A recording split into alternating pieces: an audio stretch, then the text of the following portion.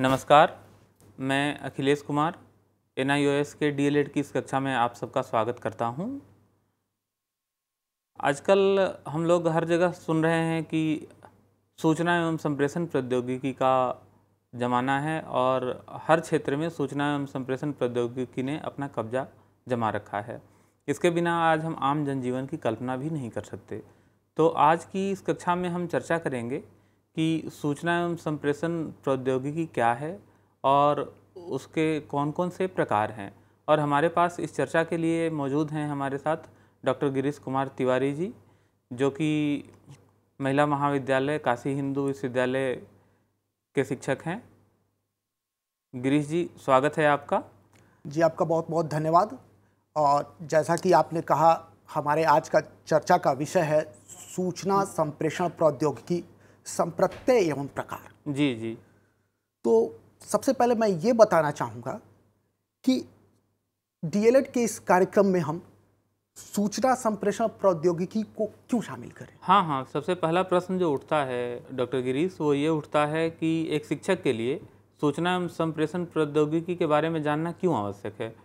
तो मैं चाहूँगा कि आप इस पर थोड़ा प्रकाश डालें कि आखिर वे क्या कारण है, क्यों एक शिक्षक ये जाने कि सूचना एवं संप्रेषण प्रौद्योगिकी क्या है, उसके प्रकार क्या हैं, उसके कंपोनेंट क्या हैं, ये एक शिक्षक के लिए क्यों जरूरी है जानना। सूचना संप्रेषण प्रौद्योगिकी वर्तमान समय में जीवन के हर एक पक्ष में समाविष्ट हो चुका है। हाँ। प्रत्येक व्यक्ति किसी न किसी रूप में उससे जुड़ा हुआ है। जी।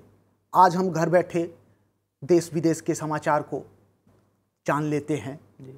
7 समुंदर पार बैठे अपने नातेदारों रिश्तेदारों से बातचीत कर लेते हैं। सोशल मीडिया से कोई भी व्यक्ति आज अछूता नहीं है।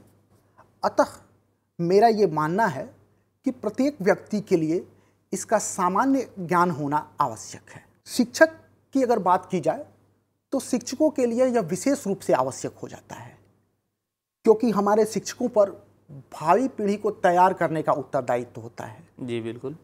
उसे ऐसे सर्वश्रेष्ठ नागरिक का निर्माण करना होता है जो कि वैश्विक रूप में सक्षम हो। अगर शिक्षक अपने शिक्षण कार्य में सूचना संप्रेषण प्रौद्योगिकी का प्रयोग करता है तो वह एक ओर अपने शिक्षण कार्य को प्रभावी बना सकता है जी। और दूसरी ओर विद्यार्थियों के अधिगम स्तर में वृद्धि भी कर सकता है। इसके साथ ही साथ विद्यार्थियों को सूचना संप्रेषण प्रौद्योगिकी की सामान्य जानकारी भी प्रदान कर सकता है, ताकि भावी पीढ़ी सर्वश्रेष्ठ नागरिक के रूप में विकसित होकर समाज, राष्ट्र एवं विश्व के विकास में अपना अहम योगदान दे सके। इसी उद्देश्य को ध्यान में रखकर DLED के पाठ्यक्रम में सूचना संप्रेषण प्रौद्योगिकी को शामिल किया गया है। बहुत अच्छा बताया डॉक्टर गिरीश आपने कि चूँकि शिक्षक पे समाज के निर्माण का दायित्व होता है, शिक्षक पे विद्यार्थी के निर्माण का दायित्व होता है, इसलिए शिक्षक को सूचना एवं संप्रेषण प्रौद्योगिकी की जानकारी वर्तमान समय में होनी चाहिए, तभी वह शिक्षण अधिगम की प्रक्रिया को प्रभावी रूप से पूर्ण कर सकता है और प्रभावी रूप से अपनी बात को बच्चों तक संप्रेषित कर सकता है। इस चर्चा को आगे बढ़ाते हुए डॉक्टर गिरीश, हम जानना चाहेंगे कि सूचना एवं संप्रेषण प्रौद्योगिकी का संप्रत्यय क्या है। आखिर वो कौन कौन सी चीज़ें हैं जो सूचना एवं संप्रेषण प्रौद्योगिकी में शामिल हैं। बहुत अच्छा प्रश्न है आपका अखिलेश जी। मैं भी अपने दर्शकों को ये बताना चाहूँगा कि इसका आशय क्या है, हम इससे समझते क्या हैं। तो जैसे ही हम इस शब्द को पढ़ते हैं या सुनते हैं, यानी जैसे ही हमारे सामने सूचना संप्रेषण प्रौद्योगिकी शब्द प्रस्तुत होता है, तो यह बात बिल्कुल स्पष्ट हो जाती है कि ये 3 भिन्न भिन्न पद, यानी कि सूचना, संप्रेषण और प्रौद्योगिकी का समूह है। तो जब हमें सूचना संप्रेषण प्रौद्योगिकी के अर्थ को समझना होगा, तो हमें इन 3 भिन्न भिन्न पदों के अर्थ को भी समझना होगा, तभी हम उसके अर्थ को बेहतर तरीके से जान पाएंगे। तो आइए शुरू करते हैं सूचना से। सूचना संप्रेषण प्रौद्योगिकी के संदर्भ में, या अगर सामान्य भाषा में देखा जाए तो सूचना शब्द की व्युत्पत्ति संस्कृत भाषा के सूच धातु से हुई है, जिसका अर्थ है सूचित करना, कहना, समाचार या कही गई कोई बात। आंग्ल भाषा में इसके लिए इंफॉर्मेशन शब्द का प्रयोग किया जाता है जी और इंफॉर्मेशन शब्द की व्युत्पत्ति फोरम या फॉर्मेसिया से मानी जाती है। जी बिल्कुल। फोरम और फॉर्मेसिया ये दोनों शब्द वस्तुओं को आकार व स्वरूप प्रदान करने के अर्थ में प्रयुक्त किए जाते हैं। जी हॉफमैन ने सूचना को परिभाषित करते हुए कहा कि सूचना वक्तव्यों, तथ्यों अथवा कृतियों का संलग्न होती है। संलग्न यानी कि समूह होता है। जे बीकर ने इसको परिभाषित किया और कहा कि किसी विषय से संबंधित तथ्यों को सूचना कहते हैं। जी। अब अगर इन तमाम परिभाषाओं और शाब्दिक अर्थ को ध्यान में रखा जाए तो यह कहा जा सकता है कि सूचना किसी विषय से संबंधित तथ्यों, वक्तव्यों अथवा कृतियों का समूह है। जी। विषय से यहाँ हमारा आशय सिर्फ औपचारिक शिक्षा के विभिन्न विषयों जैसे कि हिंदी, अंग्रेजी, इतिहास, भूगोल, गणित आदि से नहीं है। विषय यहाँ एक व्यापक संप्रत्यय है जी। और इस व्यापक संप्रत्यय में वे सारे उद्दीपन शामिल हैं जिससे कि एक मनुष्य जीवन भर घिरा रहता है। अतः जिन उद्दीपनों से मनुष्य जीवन भर घिरा रहता है उससे संबंधित तथ्यों, वक्तव्यों अथवा कृतियों के समूह को सूचना कहा जाता है। जी। अब दूसरे शब्द संप्रेषण की बातचीत की जाए तो संप्रेषण को सूचनाओं के आदान प्रदान करने की प्रक्रिया के रूप में परिभाषित किया जा सकता है। जी जी। क्योंकि संप्रेषण शब्द की उत्पत्ति प्रेषण से हुई है। हाँ। और प्रेषण का अर्थ होता है भेजना या आदान प्रदान करना। और प्रेषण शब्द के पहले सम उपसर्ग लगने से ये संप्रत्यय शब्द का निर्माण हुआ, यानी कि समुचित प्रकार से भेजना या आदान प्रदान करना। तो इस अर्थ में संप्रेषण को सूचनाओं को आदान प्रदान करने की प्रक्रिया के रूप में परिभाषित किया जा सकता है। तीसरा और अंतिम पद प्रौद्योगिकी है। प्रौद्योगिकी से हमारा आशय उन समस्त साधनों के संदर्भ में है जो कि मनुष्य के किसी भी प्रकार की क्रिया को आसान बनाने वाले या आसान बनाने के लिए प्रयोग किया जाता है। जी जी। तो इस प्रकार से सूचना, संप्रेषण और प्रौद्योगिकी के अर्थ स्पष्ट हो जाते हैं। जी। अब इन तीनों पदों को अगर एक साथ समेकित करके समझा जाए तो ये कहा जा सकता है कि सूचना संप्रेषण प्रौद्योगिकी सूचनाओं जो कि प्रायः किसी विषय से संबंधित वक्तव्य, तथ्य या चित्र होते हैं के सहज भंडारण, प्रस्तुतिकरण तथा प्रभावी संप्रेषण के लिए प्रयुक्त किए जाने वाली प्रौद्योगिकी का नाम है। जी। तो सूचना संप्रेषण प्रौद्योगिकी की ये संकल्पना हमारे सामने है। बहुत अच्छा बताया आपने कि सूचना एवं संप्रेषण प्रौद्योगिकी क्या है। आपने तीनों कंपोनेंट्स पे अलग अलग बताया कि सूचना क्या है, संप्रेषण क्या है, प्रौद्योगिकी क्या है। इस संदर्भ में मैं और भी थोड़ी बात करना चाहूँगा। जी जी बिल्कुल। क्योंकि यूएनडीपी और यूनेस्को ने भी सूचना एवं संप्रेषण प्रौद्योगिकी की परिभाषाएं दी है। यूएनडीपी ने वर्ष 2000 में और यूनेस्को ने वर्ष 2002 में सूचना संप्रेषण प्रौद्योगिकी को परिभाषित किया है। उस परिभाषा के अनुसार सूचना एवं संप्रेषण प्रौद्योगिकी सूचनाओं के निर्माण, संगठन, भंडारण, प्रसारण तथा संप्रेषण के लिए प्रयुक्त किए जाने वाले विविध उपकरणों का समूह है, जैसे रेडियो, मोबाइल, कंप्यूटर, इंटरनेट आदि। बहुत अच्छा बताया आपने डॉक्टर गिरीश। इस क्रम में आगे बढ़ते हुए हमारे दर्शक जो है वो जानना चाहेंगे कि सूचना एवं संप्रेषण प्रौद्योगिकी के आवश्यक तत्व कौन कौन से हैं। तत्व की अगर बात की जाए तो परिभाषाओं पर ध्यान देने से वो तत्व उभर कर सामने आते हैं। जो विभिन्न परिभाषाएं मैंने अभी बताई, उन परिभाषाओं का अगर सूक्ष्मतम विश्लेषण किया जाए तो सूचना संप्रेषण प्रौद्योगिकी के 3 मुख्य तत्व हमारे सामने आते हैं।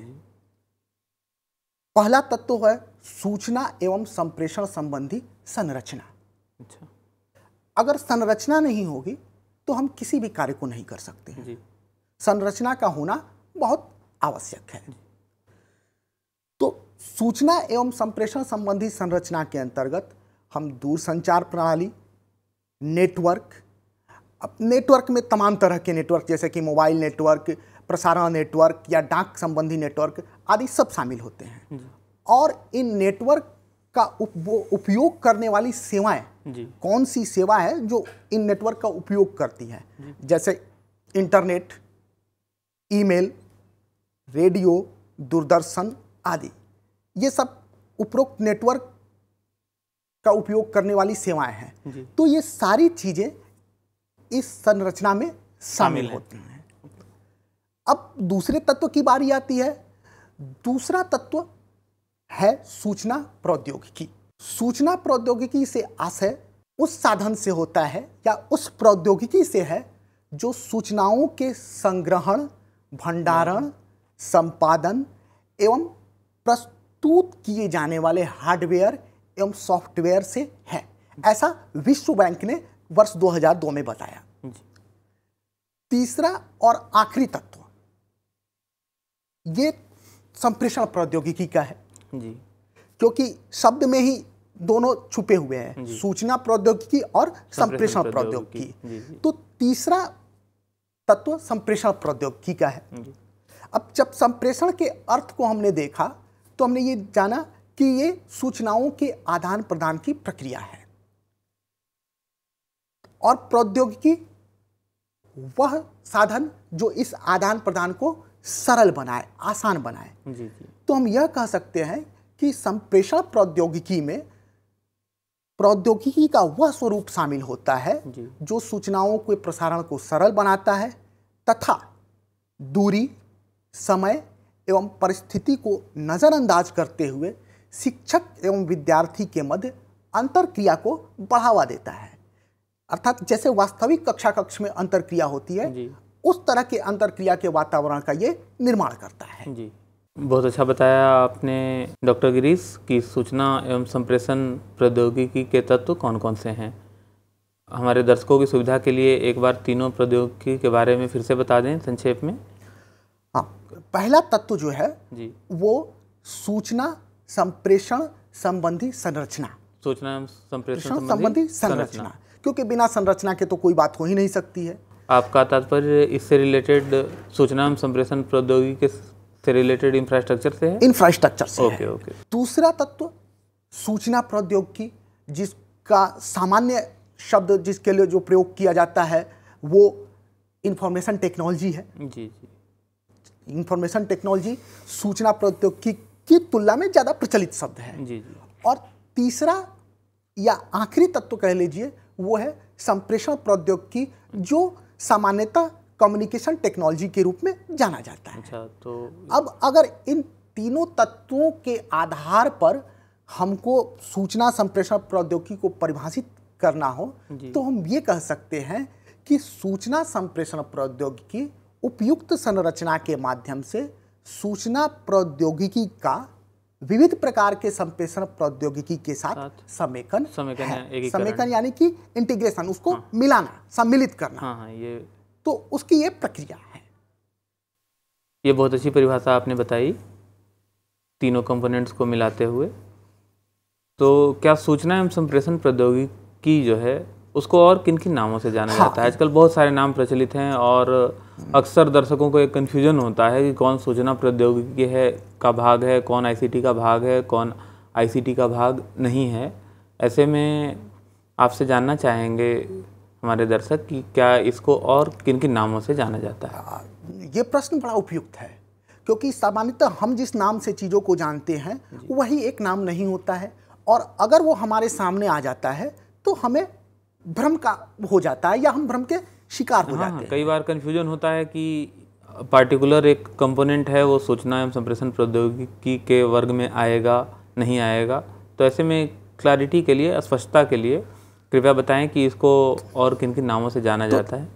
प्रौद्योगिकी के लिए तकनीकी शब्द का भी प्रयोग किया जाता जी है। जी बिल्कुल। तो इस अर्थ में सूचना संप्रेषण प्रौद्योगिकी को सूचना संप्रेषण तकनीकी जी या सूचना एवं संप्रेषण तकनीकी भी कहते हैं। जी इसके साथ साथ हम लोगों ने सूचना संप्रेषण प्रौद्योगिकी का प्रयोग किया है, जी लेकिन कई स्थानों पर यह सूचना एवं संप्रेषण प्रौद्योगिकी के रूप में भी जाना जाता है। जी जी। तो ये इसके कुछ विभिन्न नाम हैं। ये जो आजकल वर्ड जो शॉर्ट फॉर्म बड़ा लोकप्रिय हो रहा है, आईसीटी, वो आईसीटी शायद इंफॉर्मेशन एंड कम्युनिकेशन टेक्नोलॉजी, ये सूचना एवं संचार तकनीक या सूचना एवं संप्रेषण प्रौद्योगिकी का ही ये संक्षिप्त नाम जो है जी आईसीटी ज़्यादा लोकप्रिय आजकल हो रहा है। ये सारे सिनोनिमस है, समानार्थी हैं। जी आगे जानना चाहेंगे सूचना एवं संप्रेषण प्रौद्योगिकी के इस पाठ में कि इसके प्रकार कौन कौन से हैं। बहुत सारे प्रकार होंगे सूचना एवं संप्रेषण प्रौद्योगिकी के भी, क्योंकि इतने सारे टाइप के आजकल डिवाइसेज आ गए हैं सूचना एवं संप्रेषण के कि ऐसा प्रतीत होता है कि इसके कई प्रकार होंगे। इसके और कितने प्रकार हैं, ये अगर इस पे अगर थोड़ी चर्चा करें, थोड़ा प्रकाश डालें आप। प्रकार की अगर बात की जाए तो ऐसा कोई सर्वमान्य वर्गीकरण हमारे सामने प्रस्तुत नहीं किया गया है अभी तक। जी कुछ लोग जो सूचना संप्रेषण प्रौद्योगिकी के विभिन्न उपकरण हैं, जैसे रेडियो, मोबाइल, इंटरनेट, कंप्यूटर, इन्हीं को उसके विविध प्रकार मान लेते हैं। जी एक और भी परंपरा चली आ रही है सूचना संप्रेषण प्रौद्योगिकी के वर्गीकरण को लेकर, जिसमें अध्ययन की सुविधा के लिए जो उपकरण हम प्रयुक्त करते हैं जी उसके स्वरूप के आधार पर 3 वर्गों में इसे विभाजित कर दिया गया है। जी अब ये 3 वर्ग कौन कौन से हैं, इस बात पे हम चर्चा करेंगे। पहला वर्ग होता है सूचना संप्रेषण की श्रव्य प्रौद्योगिकी। अच्छा। अब श्रव्य शब्द बहुत सामान्य शब्द है जिसको और सुन लगभग सकते हैं। सब लोग इससे वाकिफ हैं, सब लोग इसको जानते हैं, जिसका अर्थ है सिर्फ सुनने योग्य या जो सिर्फ सुना जा सके। तो वैसे प्रौद्योगिकी जी जिसे हम सिर्फ सुनने के लिए प्रयुक्त कर सकते हैं या जिससे सिर्फ सुन सकते हैं, वो सूचना संप्रेषण की श्रव्य प्रौद्योगिकी कहलाती है। जैसे radio, tape recorder, gramophone, Linguaphone जी आदि, ये सब श्रव्य उपकरण है, क्योंकि इसमें सुनने के सिवा और कोई काम नहीं जैसे किया जा ये सकता है। लिंगुआ फोन क्या होता है? लिंग्वाफोन एक ऐसा उपकरण है जो लैंग्वेज लैब में प्रयुक्त किया जाता है। अच्छा। और ये कंप्यूटर से संचालित होता है, जिसमें कुछ सॉफ्टवेयर्स के माध्यम से हम भाषा के सही उच्चारण को सुनाते हैं और सुनने के बाद विद्यार्थी उसकी नकल करता है ताकि वो सही उच्चारण सीख सके। ओके। तो ये सामान्यतः भाषा प्रयोगशाला या लैंग्वेज लैब का उपकरण होता है। जी जी अब दूसरा वर्ग हुआ सूचना संप्रेषण की दृश्य प्रौद्योगिकी का। जी श्रव्य की ही भांति दृश्य भी बहुत स्पष्ट शब्द है, जी इसमें किसी को कोई शक नहीं है। दृश्य का अर्थ जिसे हम देख सके या देखने योग्य, जी अर्थात वो प्रौद्योगिकी या सूचना संप्रेषण की वह प्रौद्योगिकी जिससे सिर्फ देखा जा सके, जी जैसे प्रोजेक्टर, जी फिल्म स्ट्रिप्स या फिल्म पट्टी जिसको हम कहते हैं, जी इन सब के माध्यम से हम सिर्फ देखते हैं। जी प्रोजेक्टर किसी अन्य उपकरण के साथ जुड़कर जी और अलग स्क्रीन पर उस उपकरण के तथ्यों को प्रोजेक्ट करता है, दिखाता है थोड़ा परिवर्धित आकार में, थोड़ा बड़े आकार में, ताकि दूर से भी लोग, और जब समूह होता है तो समूह के सारे लोग उसको एक साथ देख सके। ओके। फिल्म स्ट्रिप पुराने जमाने की बात हो गई, अब इसका प्रयोग लगभग बंद हो चुका है। अब हम बात करते हैं सूचना संप्रेषण की दृश्य श्रव्य प्रौद्योगिकी की। दृश्य श्रव्य अर्थात जिसको सुन भी सके और देख भी सके, मतलब दृश्य सामग्री और श्रव्य सामग्री का एकीकृत रूप, जो हमारे 2 सेंसेज को इन्वॉल्व करता है, विजुअल को भी और ऑडिटरी को भी। तो ये दोनों का एकीकृत रूप है। तो वैसे तमाम प्रौद्योगिकी या सूचना संप्रेषण प्रौद्योगिकी के वो सारे उपकरण जिनसे हम देखने और सुनने दोनों का काम एक साथ कर सकें, जी वो दृश्य श्रव्य प्रौद्योगिकी कहलाती है। जी अब इसमें दूरदर्शन, जी computer, internet, mobile phone, cinema आदि को रखा जाता है। इसमें कुछ ऐसे भी उपकरण शामिल हैं जो दृश्य प्रौद्योगिकी के भी अंतर्गत आते हैं। जी जैसे कंप्यूटर को ही ले लीजिए। कंप्यूटर पर कुछ ऐसे भी सामग्रियां होती हैं, कुछ ऐसी सामग्रियां होती हैं जिसको सिर्फ हम देख सकते हैं। उस स्थिति में यह दृश्य सामग्री का काम करता है। बिल्कुल। और कुछ ऐसे सामग्री भी उपलब्ध होती है कंप्यूटर एवं इंटरनेट पर जिसे सिर्फ सुना जा सकता है। उस स्थिति में ये श्रव्य सामग्री का काम करते हैं। और अक्सर ऐसी सामग्रियां हमें मिलती हैं जो देखा और सुना दोनों जा सके, तो उस स्थिति में ये दृश्य श्रव्य सामग्री का काम करती है। मोबाइल फोन की भी यही स्थिति है। तो हम ये नहीं कह सकते कि कुछ ऐसा एकदम सेपरेशन है, ऐसा विभाजन है कि अमुक प्रौद्योगिकी दृश्य है, अमुक श्रव्य है और अमुक दृश्य श्रव्य है। जी। जो प्रौद्योगिकी एक परिस्थिति में दृश्य हो सकती है वो दूसरे परिस्थिति में श्रव्य भी हो सकती है और अन्य परिस्थिति में दृश्य और श्रव्य दोनों हो सकती है। बिल्कुल बिल्कुल, मतलब कहने का है कि ये उस परिस्थिति पे निर्भर करता है जिस प्रकार हम उसका उपयोग करें।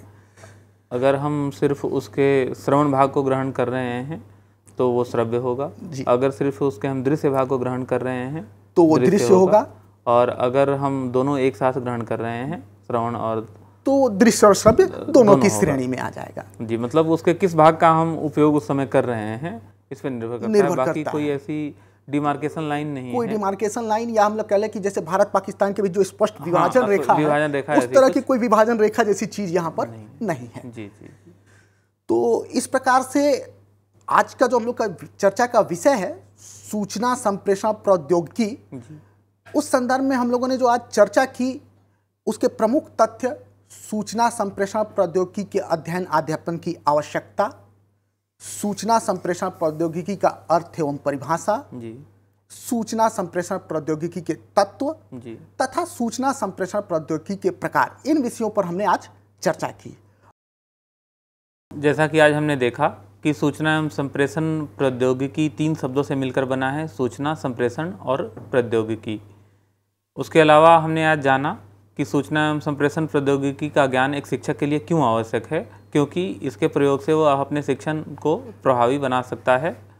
और साथ ही हमने ये जाना कि सूचना एवं संप्रेषण प्रौद्योगिकी के प्रकार कौन कौन से हैं, जिनमें श्रव्य सूचना एवं संप्रेषण प्रौद्योगिकी, दृश्य सूचना एवं संप्रेषण प्रौद्योगिकी और दृश्य श्रव्य सूचना एवं संप्रेषण प्रौद्योगिकी। हम अपने विशेषज्ञ डॉक्टर गिरीश कुमार तिवारी जी को बहुत बहुत धन्यवाद ज्ञापित करते हैं उनके इस बहुमूल्य समय के लिए और हमें जो उन्होंने ये जानकारी प्रदान की उसके लिए। गिरीश जी आपका बहुत बहुत धन्यवाद और सभी दर्शकों को भी बहुत बहुत धन्यवाद। आपको भी बहुत बहुत धन्यवाद और हमारे सभी दर्शकों को भी धन्यवाद। हिंदुस्तान के हर कोने में नौजवानों के पास प्रतिभा है, उन्हें अवसर चाहिए। NIOS देता रहा है युवाओं को अवसर आगे बढ़ने का। NIOS से पढ़ने वाले इन युवाओं ने किया है संस्थान को गौरवान्वित। दिव्यांगों ने बन के दिखाया है सबल और आत्मनिर्भर। NIOS के साथ आप भी जुड़िए NIOS के संग।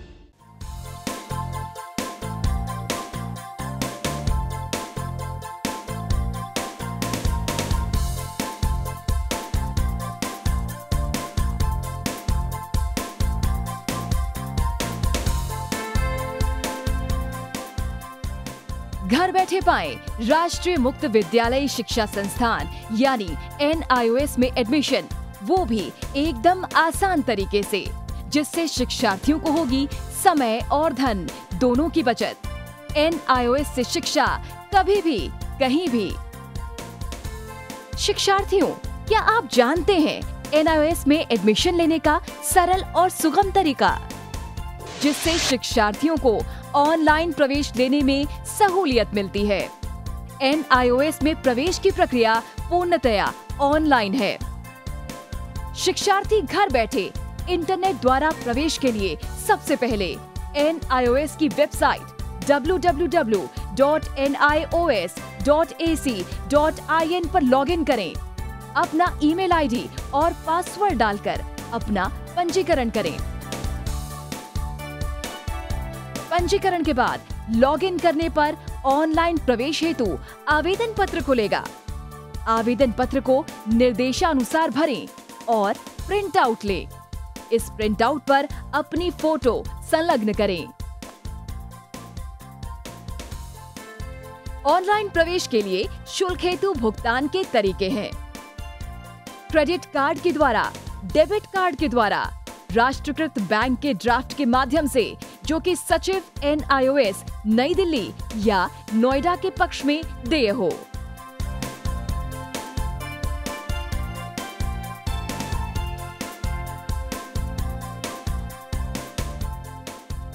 भरे हुए आवेदन पत्र के साथ साथ डिमांड ड्राफ्ट और संलग्न किए जाने वाले दस्तावेज हैं: जन्म रजिस्ट्रार के जिला कार्यालय से जारी जन्म प्रमाण पत्र की सत्यापित प्रति, जिसमें जन्म तिथि अंकित हो, पिछले विद्यालय से प्राप्त विद्यालय छोड़ने का प्रमाण पत्र, जिसमें आवेदक की जन्म तिथि लिखी हो।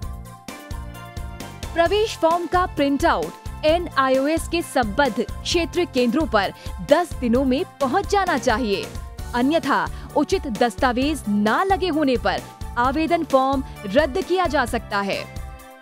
प्रवेश प्रक्रिया की पुष्टि होने के बाद शिक्षार्थियों को परिचय पत्र व अध्ययन सामग्री डाक द्वारा तुरंत पहुंचाई जाती है। ऑनलाइन प्रवेश एक बहुत ही सुगम और सुविधाजनक प्रवेश प्रणाली है। Online on time for safe and secure admission. Hindustan के हर कोने में नौजवानों के पास प्रतिभा है, उन्हें अवसर चाहिए। NIOS देता रहा है युवाओं को अवसर आगे बढ़ने का। NIOS से पढ़ने वाले इन युवाओं ने किया है संस्थान को गौरवान्वित। दिव्यांगों ने बन के दिखाया है सबल और आत्मनिर्भर। NIOS के साथ आप भी जुड़िए NIOS के संग।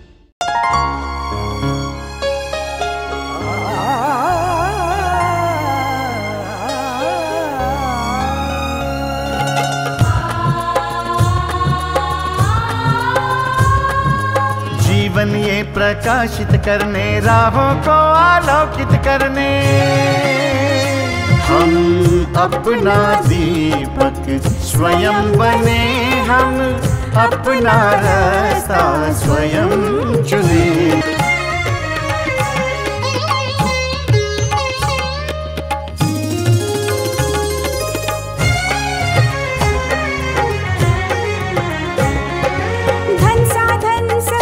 सीमा से विद्यालय जो मुक्त हो, धन साधन समय की सीमा से विद्यालय जो मुक्त हो। कभी पढ़े हम कहीं पढ़े, वे विषय के लोग